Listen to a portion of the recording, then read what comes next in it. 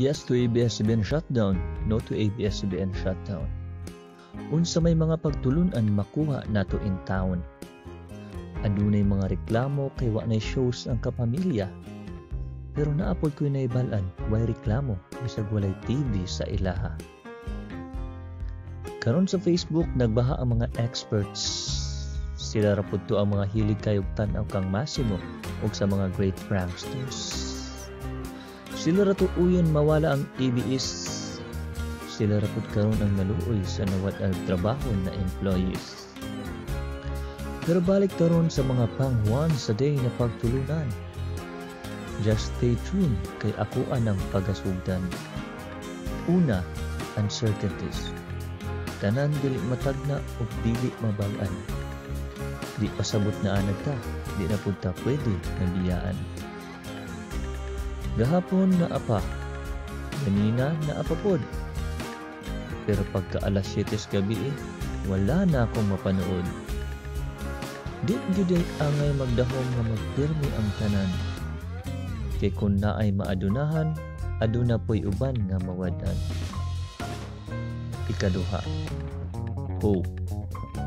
Indeed, there is hope even somewhere gone.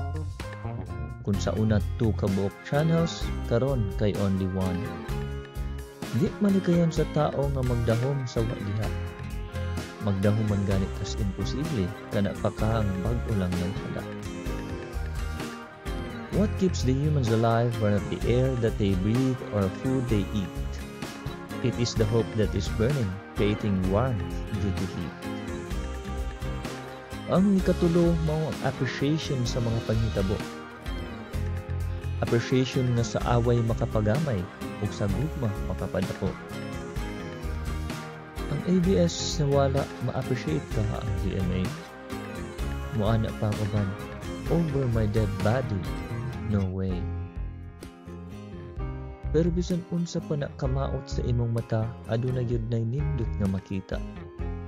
Hinumdumi nga pangit man ganit ta, apan nganong nakapalipay man gihapon ta nila. Ana-ana ang ikaupat ang acceptance. Dawat-dawat na lang gyud ta, kay usahay wala nay chance. Di man guro dautan gyud mareklamo apan ang sobra di ra pud maayo. Busa dawaton na lang gyud nato kay gatuota nga gitugot as atong Ginoo. Acceptance is the key to open self for more chances. Before we only know singing, but now we discovered we're good in dances. Upat kabutang atong matun-an sa panitabo sa ABS-CBN nga mas makapasabot na life will continue, it will not just end. 1.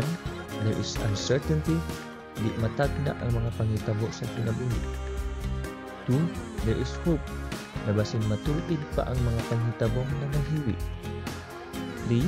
There is appreciation na aduna gyud bisag gamay nindot sa daghang pangit nga anaa.